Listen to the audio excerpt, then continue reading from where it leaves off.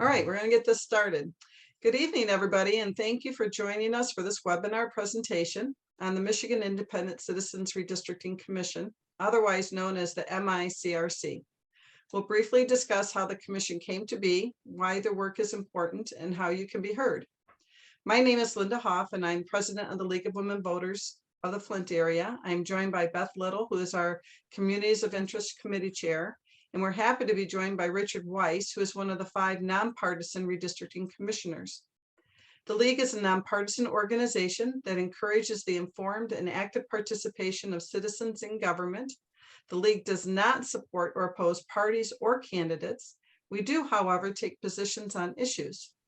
Fair access to voting and legislative representation are cornerstones of our work. Many of you might be familiar with our efforts to educate voters through our nonpartisan voter guides and candidate forums, or even through some of our community outreach. League chapters can be found in all 50 states, the District of Columbia, and the Virgin Islands. Here in Michigan, we have 27 active local leagues where membership is open to anyone 16 and older. We'd like to take a moment to acknowledge the guidance and support of the League of Women Voters of Michigan through its education fund. I'm going to pause this now and let Mr. Weiss take over.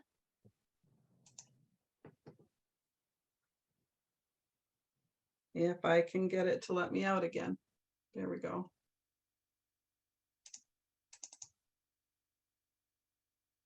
Good evening. Name is Richard Weiss. I'm a commissioner on the Michigan Independence Redistricting Commission. And I have a short presentation tonight on how this all came about. As you can see here, the League of Women Voters is sponsoring us. I'd like to thank them, and especially Linda and Beth for having me on. We had a nice conversation prior to coming on the meeting here. So we can begin here whenever you're ready. All right, history of the MICRC. In 2018, Michigan voters passed Proposal 2 to amend the Michigan Constitution, create the Michigan Independent Citizens Redistricting Commission, MICRC. 13 randomly selected Michigan residents, 4 Democrats, 5 Independents, and 4 Republicans. The MICRC is responsible for redistricting Michigan U.S. Congressional, State House, and Senate districts. Strategical plan, mission, lead Michigan's redistricting process to assure Michigan's congressional, state senate, and state house district lines are drawn fairly in a citizen-led, transparent process meeting constitutional mandates. Vision, chart a positive course for elections based on fair maps for Michigan today and for the future. Strategical plan, the goals is fairness, awareness, transparency, engagement. Core values are integrity, respect, transparency, and purposeful. Core competences, actions that exemplify honesty and professionalism, responsibility, and integrity are put above personal or political gain. Thoughtful and proposed dialogue and congeniality are fostered. Respect, tolerance, and equality are extended towards others. Michigan citizens from across the state with diverse backgrounds participate meaningfully in the redistricting process. The Constitution is upheld and always at the forefront. All actions are undertaken with a commitment to fairness. The code of conducts, policies, and procedures are followed. Discussion and deliberation occur in open meetings with the utmost transparency. Commissioners, consultants, staff members work in an impartial manner to instill public confidence and integrity of redistricting process. Conclusion, send questions, ideas to increase awareness and engagement and/or provide public comments about the Michigan redistricting process to redistricting@michigan.gov or mail them to the MICRC /Post Office Box 30318 /Lansing, Michigan 48909. To learn more about Michigan's new redistricting process or obtain more information about the upcoming public hearings, please visit www.michigan.gov /MICRC. Thanks again for this opportunity to talk about the MICRC. The website is under construction yet, or it's actually available to use, but they're adding stuff every day. And you can go in and draw maps, you can post comments, which obviously we all can read, and it's quite interesting. So, thank you.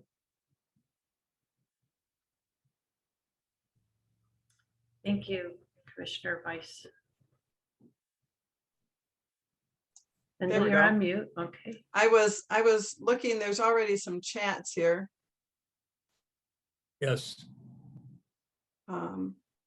We're going to try and monitor that, but I have to tell you, we've got a really tight agenda tonight with the information because we've added some extra. So what I would like everyone to do is, if you've got a burning question, go ahead and put it in there. But you're going to have our emails, and so please use our emails. Reach out to us. You can reach Richard through the MICRC website. You can reach us through our league emails, and I think most of you, a lot of you know us, so you'll be able to reach us as you need to. And Linda, can we have the attendees use the Q&A for questions and then just use the chat for comments? Yes, please do. Okay, thanks. And we're up to 18 people. That's good. All right, so I'm gonna go back to the slideshow from the current slide. Oh shoot, I did that before I hit my screen share, and it's not bringing up my screen share this time, of course, because it did last time. So my apologies to everybody. There we go. So we're very excited that Michigan voters passed Proposition 2 in 2018, putting the responsibility of political district maps in the hands of citizens like you and me and Richard. So what is redistricting? Redistricting is the process of redrawing political boundaries that reflect population shifts.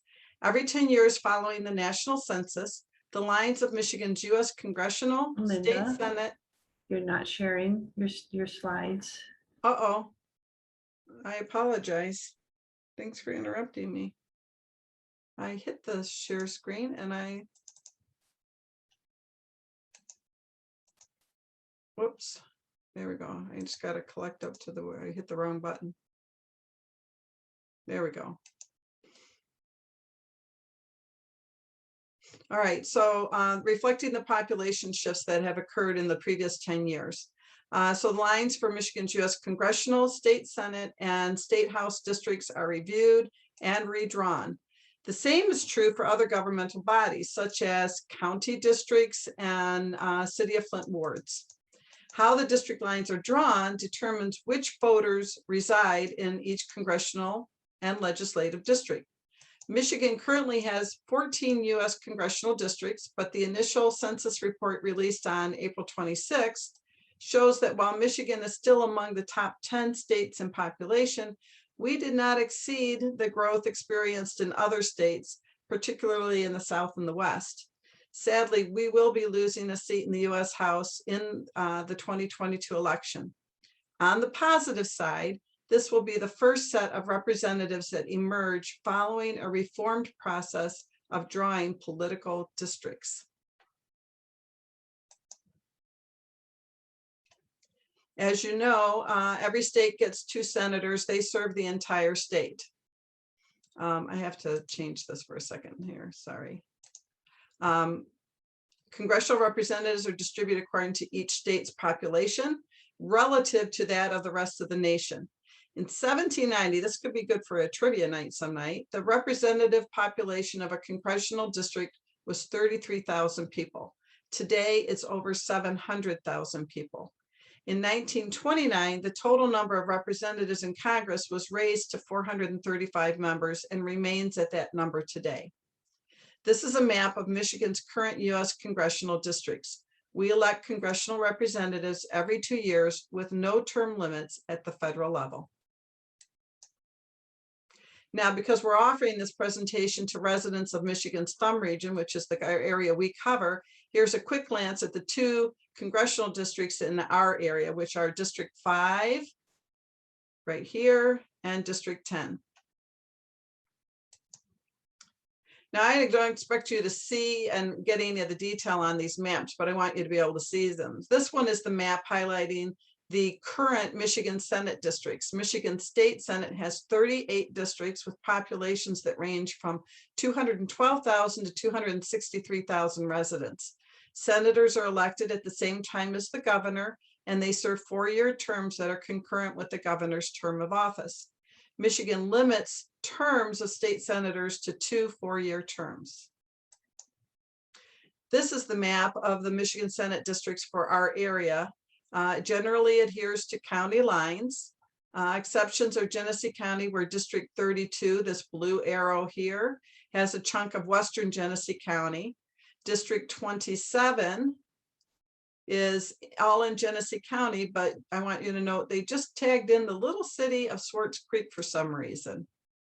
It was captured, I would presume, to round out some of the population numbers, but we don't know because when redistricting was previously done, there was no explanation, there was no discussion, and there was no input. District 14 down here is actually split between Oakland County and southern Genesee. That's the purple arrow. One of the issues that we've encountered with District 14 is that there's significant divide in where they get their news.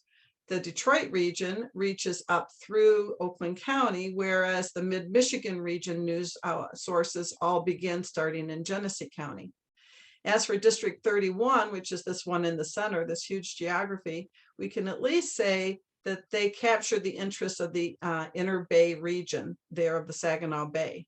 I would imagine that that might actually be a community of interest, that Bay region. Now we move on to a current map of the Michigan's 110 House seats. This will be used until the 2022 election for state offices. Each state House district represents between 77,000 and 91,000 residents. Like our U.S. congressional representatives, our state representatives are elected in even number of years to 2-year terms. Those currently serving have terms that expire on December 31st of 2022. In Michigan, each representative is limited to serving 3 2-year terms. Okay, this is a map of the Thumb region. We're going to do both Thumb and then we'll go over to Genesee County because it's a lot more condensed. This map demonstrates the Thumb region. It's mostly compact. It mostly reaches around county lines till you get down into St. Clair County. We're going to take a closer look at St. Clair County here. They've got some interesting lines. So if you look at this red circle here, it is a sliver of the coastal region here on Lake Huron that actually most of that District 83 belongs to Sanilac County. Then you see District 32 that looks like a cross with a foot or a tail right in the center of that area of St. Clair County. And then District 81, the green shaded, takes you about 3/4 of the way around. It takes you all the way around it, and all you have is this tiny little sliver around Port Huron and Marysville that keeps it contiguous. Again, we have no idea what the rationale was and how they divided these. They're certainly dividing them according to communities because there was no public input and no rationale that was provided at the time. Now we'll go into the Genesee County districts because it's a lot more condensed. And here you're going to see District 48 and District 51 just circle this whole county. 51 does dip down into Oakland County though. So we've had a number of complaints from people that live in this region down here because they say that they feel like they're in an information vacuum because they don't get the same news. They feel like the forgotten children of the county or of that district. This is the condensed inner version here. Again, some interesting lines where you can see the city of Flushing and the city of Swartz Creek were added into the whole Flint Township, Mount Morris area, presumably, again, probably to round up the numbers, but no explanation given. So how are map lines drawn? Under the guidance as part of Proposition 18.2, map lines are going to be drawn using a drastically different process. We'll briefly go over that and then hear about how you can be a part of that decision-making process. As mentioned previously, federal law requires redistricting every 10 years after an official census count. Each district is supposed to have an equal number of residents. This is based on the concept of fairness, in the distribution of political power.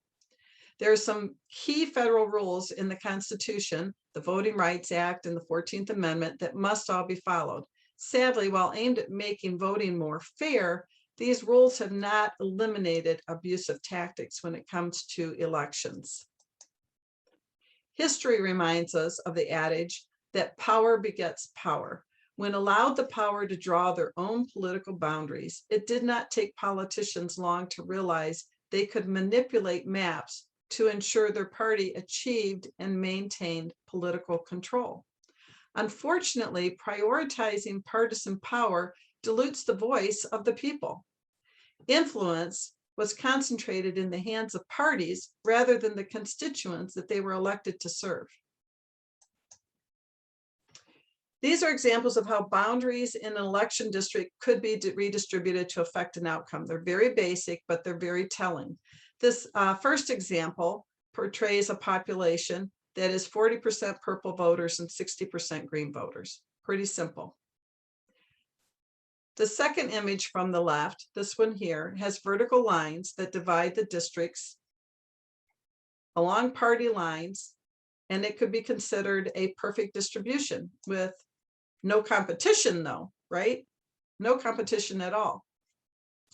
The next one to its right shows the same numbers, same people, but with the lines drawn horizontally. In this one, green wins every time. So there's no competition. The Green Party wins every race, and the Purple Party has essentially no voice. The one on the far right shows districts that are neither compact nor fair. Note that while the purple is the minority of numbers, in this representation, they control 3 of the 4 districts. So 40% of the voters control 75% of the outcome. Again, these are based on graphs that Stephen Nast did in the Washington Post. They're basic, but they get a point across to you. This next graphic shows representations of packing and cracking populations, again from the Washington Post. In the representation on the left, this one here, you'll see that 60% of the voters control 100% of the outcome because they cracked the 40% minority party by applying clean but unfair lines of division. In the one on the right, the lines take sharp turns through the district to give the majority party 75% of the districts and pack the minority party into primarily one solid district. These practices are designed for political power over representation of constituents. Across the nation, leagues hear cries of foul play from both sides of the partisan line because both major parties participate in the practice. As you can see, how the lines are drawn determines an outcome. This slide here is one just quickly introducing the concept of an efficiency gap. It's a concept that was devised in 2015 by Nicholas Stephanopoulos, who's a University of Chicago law professor, and Eric McGee, a political scientist at the Nonpartisan Public Policy Institute in California. It's been a valuable tool to validate what really are gerrymandered districts. The concept is to compare wasted votes with the total votes. So wasted votes are those that are cast that do not contribute to the victory. Those that are either in excess over the 50% plus majority required, as well as those that simply don't stand a chance of changing an outcome. So in the upper image, this one here, you'll see that the 6-vote majority in these wins every instance. So the 4 people in each district are wasted, the 4 purple people. Their vote really doesn't matter because the districts are not competitive. In the lower image, 1 green vote is wasted in each of the packed districts. 3 purple votes are also wasted because the purple candidate has more than the 6-vote majority they need to win. So these would be inefficient districts, and they would show that they would be gerrymandered.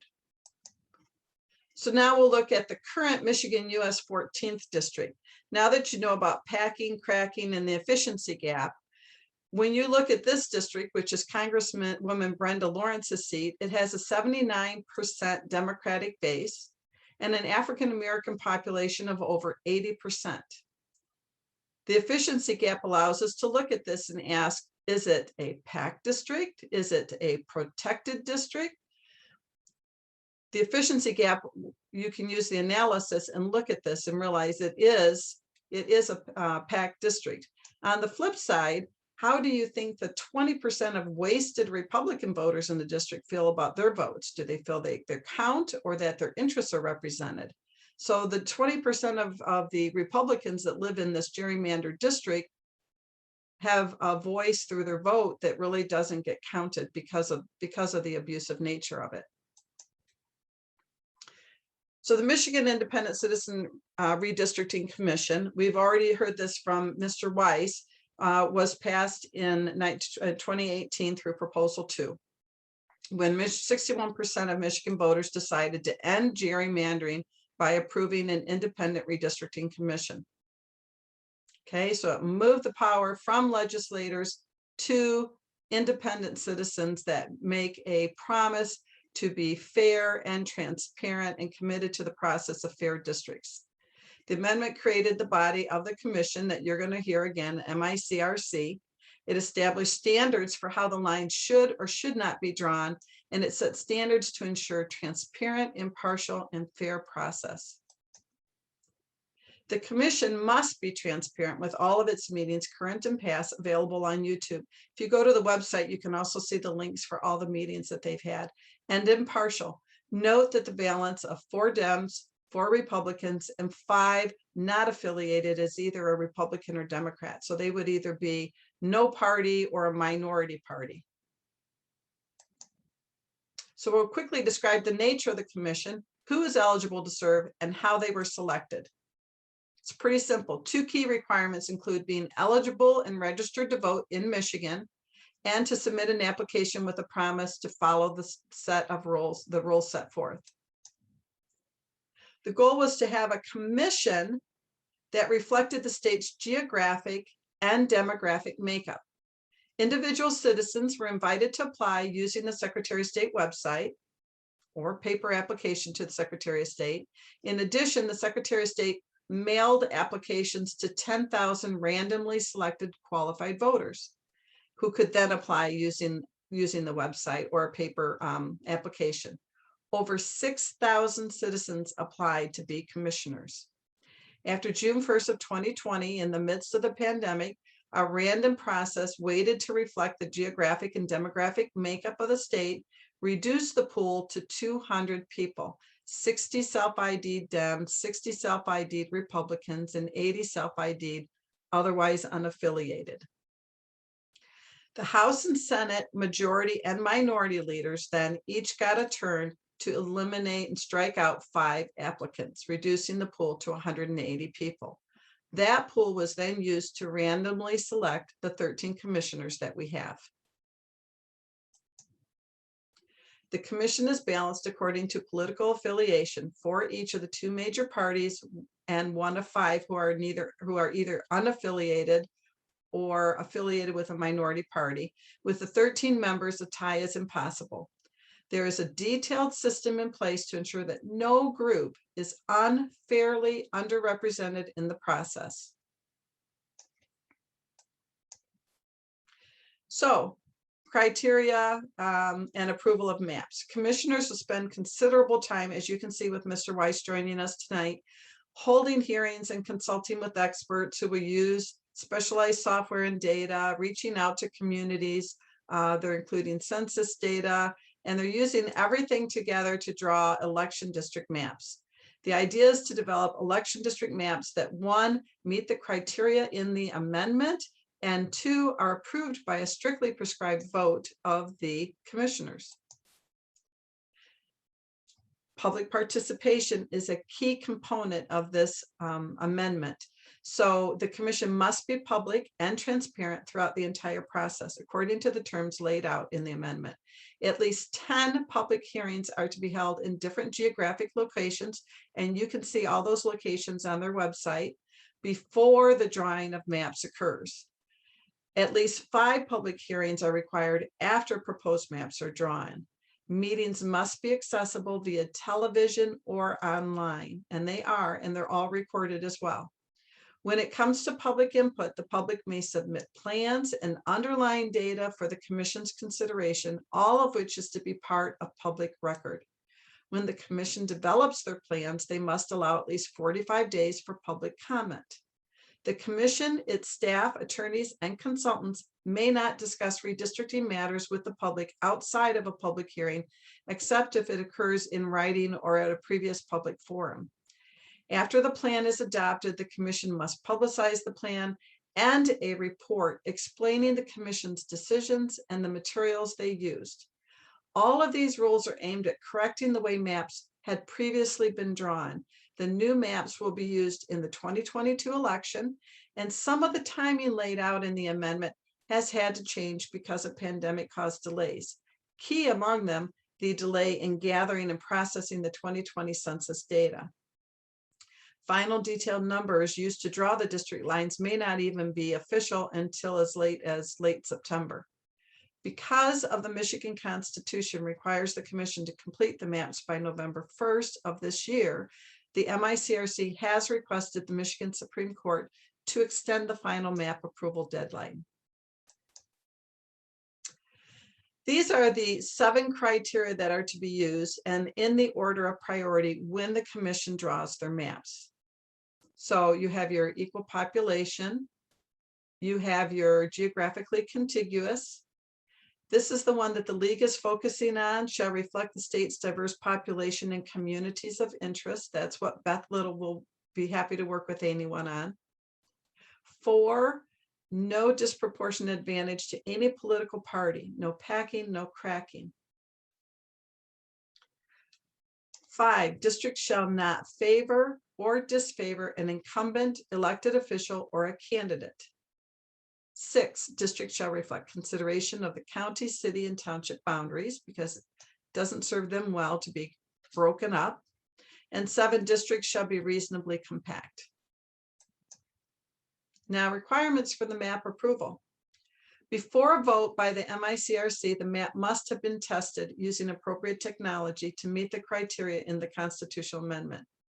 Approval requires that a majority vote, at least 7 of the 13 commissioners, must include at least 2 Dems, 2 Republicans, and 2 independents, and 1 other to make up the majority. If the voting requirements cannot be met, each of the 13 commissioners would then submit a final map for each House, State Senate, and U.S. Congressional District, and the Secretary of State then has to choose from among those final maps.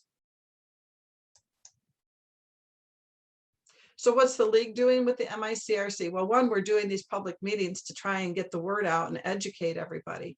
So the league has people who are monitoring the meetings of the MICRC to validate that the law is always being followed. The League Michigan has and will continue to address the MICRC commissioners and staff. Our focus has been on communities of interest, mostly because it's a new concept in a brand new process. So education is critically important. League Michigan will also focus on those not represented by an existing group. They'll collaborate with other groups such as Voters Not Politicians, Michigan Nonprofit Association, and the NAACP. Our goal is to identify communities of interest, connect with those communities, and support their participation in the process through testimony and providing maps to the MICRC.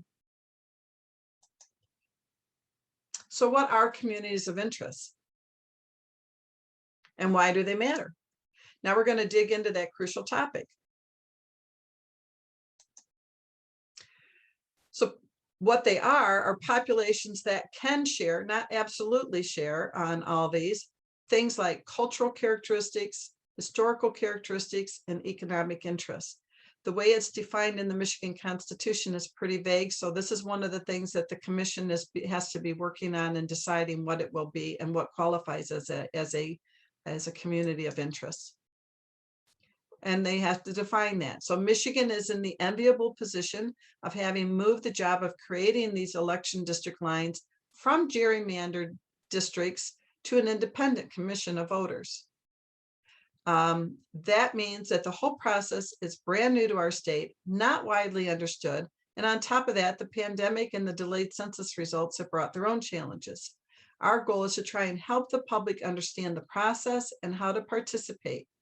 Communities of interest are likely the least understood because they're brand new into the mix of variables. We want community groups to understand that there are resources out there to help people be recognized and be heard. Here are some potential populations that might join together as a population to ensure that their interests are not threatened by new district lines. And you can see it can be cultural, economic even, and historical with the Native American tribes. So why do they matter? Well, they matter because under Michigan's Constitution, they're meant to be the building blocks for legislative districts. The fundamental purpose is to coalesce communities of interest members in a single district to maintain, rather than detract from, their interest as a voting block. If you recall, strategic scattering, cracking members of a community of interest among multiple districts dilutes their voting power and subsequent representation from their elected leaders. In both cracking and packing, the districts are designed to limit the power of a group of people, whereas this method is aimed at protecting the power of those groups. Here's where, so what can you do to be involved? Attend public hearings like this one. Monitor the public hearing schedule. We will be having, and we're going to talk about that one. The next one we have coming up locally is in Flint on June 1st. Contact your local league for more information about communities of interest. So now I have the pleasure of introducing Beth Little, who's going to talk to you about map making and providing testimony. Thank you, Linda. All right, next slide. So if you are a group that wants to create a map that explains or defines your community of interest, there's about 3 steps. So the first is to define yourself, and by saying what makes your community, what makes your group of people a community. Then you need to create a map that shows where your community exists geographically. And finally, you need to prepare to give testimony before the commission. Next slide. So it's good to think about what policy issues most affect your community. Like Linda said, the historical, economic, and cultural things that bind your community together. What are the struggles? What have been the struggles and the victories over the past decades? What about traditions or annual events? What are these can all make up some of the common bonds that keep a community working together. Next slide, sorry. To define your community, you're going to identify your common bonds and your shared interests. And next slide. And then what a community isn't. Keep in mind that you are defining and mapping your community, not your voting district. So it's a much smaller space. And this map doesn't exist anywhere. You are creating this map of your community, in this description for the very first time. Next slide, please. So to start mapping your community, you might want to start out with a rough sketch on a piece of paper and using paper and pencil. You'll want somebody in your group who understands maps, can read a map, and understands how to draw a map. You could start out with a paper map, or you can use Google Maps or try different technologies. If you go to the next slide, there are two web-based map making tools that we can recommend. Representable and, excuse me, I did not think about that.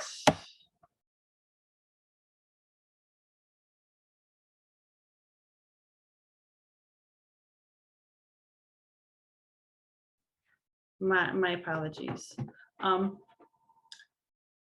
So they both require a little training, and I really recommend taking that because they're a little complicated to use. Yeah, both of these resulting maps can be downloaded into a geo.json file, which can be then uploaded to the MICRC web portal, where they will accept files, the mapping files and the descriptions. The nice thing about Representable is it has a questionnaire before you get into the mapping that asks you, makes you answer some questions about your community, like start to describe it. And then once you save that and go into your mapping and create your map and save it, that whole file with the description of your community and the map are one uploadable file that you can submit to the commission. Next slide, please.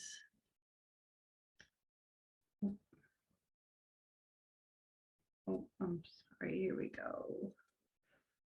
So after you've defined your community of interest and have your map drawn, it's time to prepare to present your community of interest at the public hearing. For the greatest impact, please try to testify in person, but you can also testify virtually or not testify at all and submit your map and description to the portal. Next, whoops. So here are 5 easy ways to, or 5 easy steps to start your testimony. Introduce yourself, who you are and who are you representing. The next step is to state your critical point. What is your community of interest? And then who makes up your community of interest? What is your bond? What is your story? How does your current voting district affect your ability to influence policy? And then what evidence, statistics, events, or other facts support that story? And finally, the ask, you want to tell the commission how you want your community of interest to be treated in the new voting districts. Keep your presentation to 2 minutes so that everybody has a chance to testify and the meeting doesn't last all night long. Next is to practice giving your testimony as a team or as an individual. One relaxation technique is to take long breaths in through your nose and hold and release slowly. Lean in, make eye contact, make sure the microphone is in front of your mouth, speak clearly and relax and be yourself. And again, respect the commission's rules to keep your testimony to the 2-minute limit. Next slide. So there are, like Linda said, there are 2 public hearings scheduled. Tuesday, June 1st at the Dorp Federal Credit Union Event Center in Flint, and then Tuesday, June 22nd at 6 p.m. at the Blue Water Convention Center in Port Huron. And as always, you can always go to the michigan.gov/MICRC website for more information or to see the full schedule and also to view the recordings of the public hearings. They had one last night and they're going to have another one tomorrow night. Another idea is don't submit just one map. The commission will be layering maps to find areas of consensus. So the more maps of your community, the more consensus, the more weight your community will have in those layers. One way to do this is to reach out to other communities of interest that share some of your interests or concerns.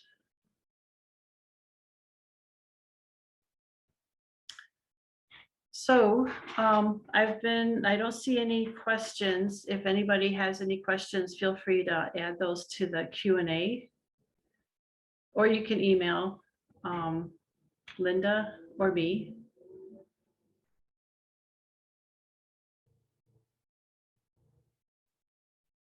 And then here's some links. I could put these in the chat window as well, if that's easier for people. We'll also have this video available recorded on our website. So you can go to our website at lwvflintarea.org in a day or so and be able to review it and look at anything you need to refresh yourself on.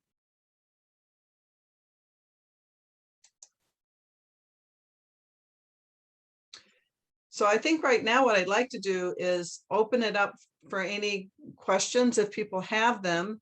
And then we'll show them those sample maps that we wanted to reflect on them. That's good.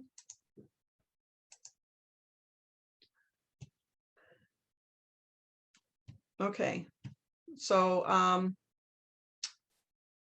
nothing in the Q&A? No, did we bore you all? Are you still with us? Yeah, we still have people with us. It's a lot of information. For some of you, I know a number of you, for some of you, it's a recap with a little bit of new. And for some of you, it's probably all new information or almost all new. And so it's really hard to put something together like this without boring the people with some knowledge and not overwhelming people that that don't have a basis for it. That's why it's good that we're having it recorded so that you can go back and re-review it if you need to. Oh, there's a question. Actually, there's a question that there was a separate commission website not related to Secretary of State. Richard, you could probably answer that better, but I can tell you that the redistrictingmichigan.org takes you to the michigan.gov/MICRC, if that's the question. Richard, is there another one? Not that I know of. As I said, you go into the site and the redistricting one pretty much is the same thing. It takes you there.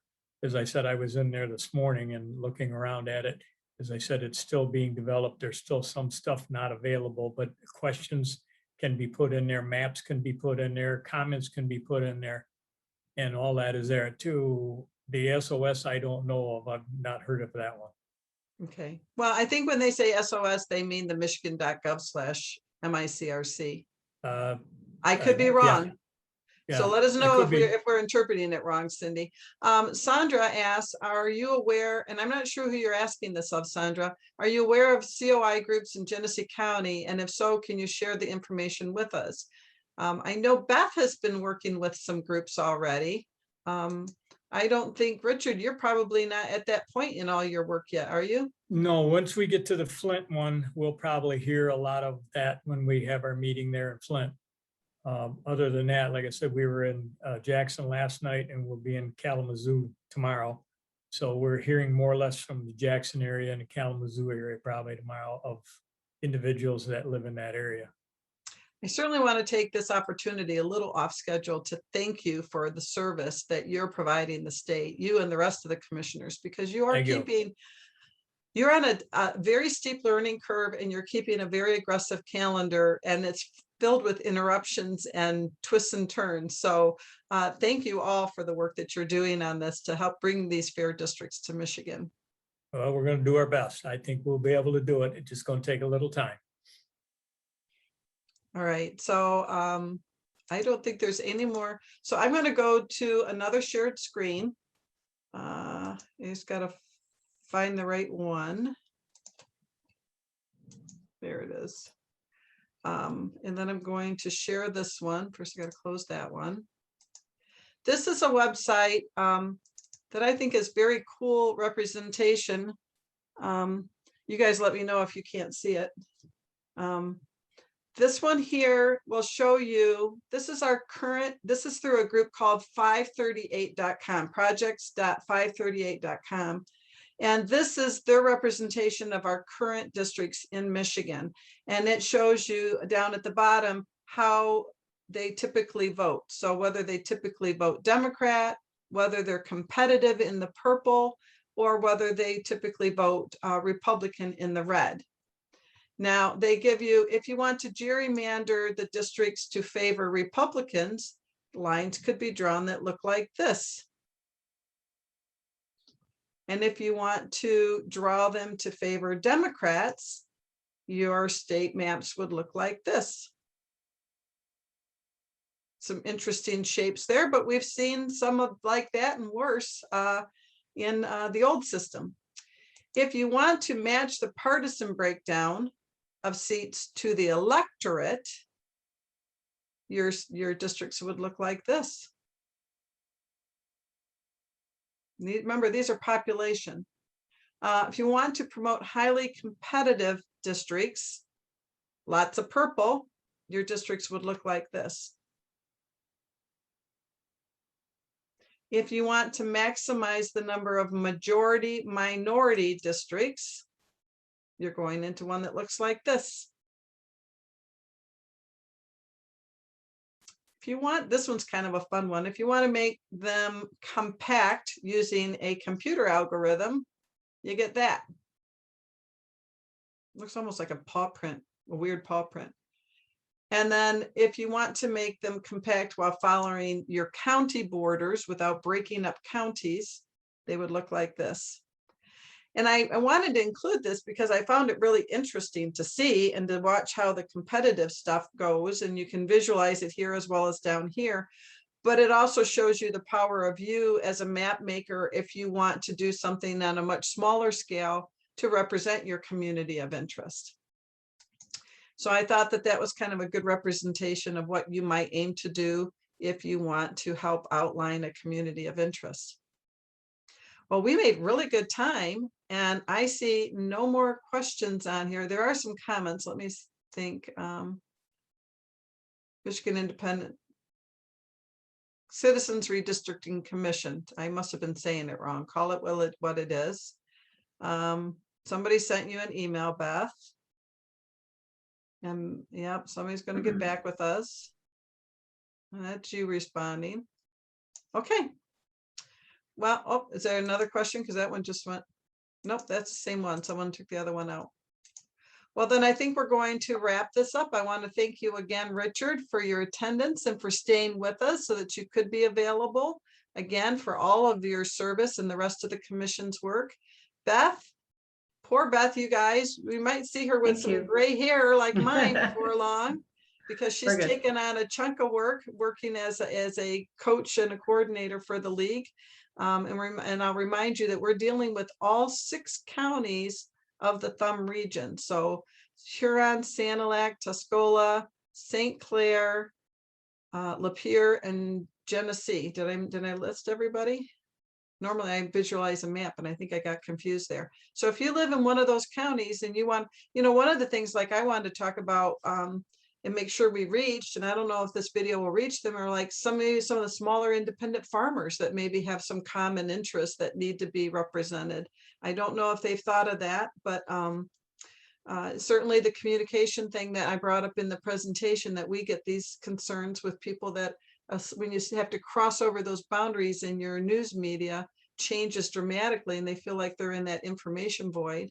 So there's a lot of things you can consider, but by all means, deluge Beth with all of your questions or get a hold of the commissioners themselves and ask them things.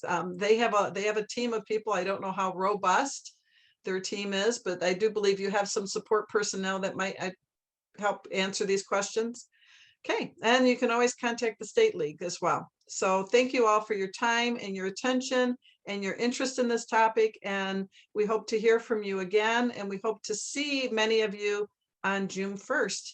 I will put in a little bit of a plug. So if any of our members of the league would like to be part of the greeting team at the public meeting in Flint or Port Huron, by all means, get a hold of me and let me know, because we're putting together the team of volunteers that will help greet people to make things as streamlined as possible for our commission. Okay, well, thanks very much, everybody. Any parting words, Beth? No, thank you very much, Commissioner Weiss, for joining us tonight, and thanks, thank Linda, you too. and thanks, attendees. Bye-bye. Mr. Weiss, thank you for your time. Any last words? Thank you. No, I just hope everybody goes to the website, checks it out, post comment, come to Flint when we have our presentation. There will be one in Midland. That's a little farther to drive, but there will be one up there. And come and voice your opinion on what you think of maps or your community of interest or whatever your concerns are on it. Okay, thanks Thank very you. much. Bye-bye. Thank you.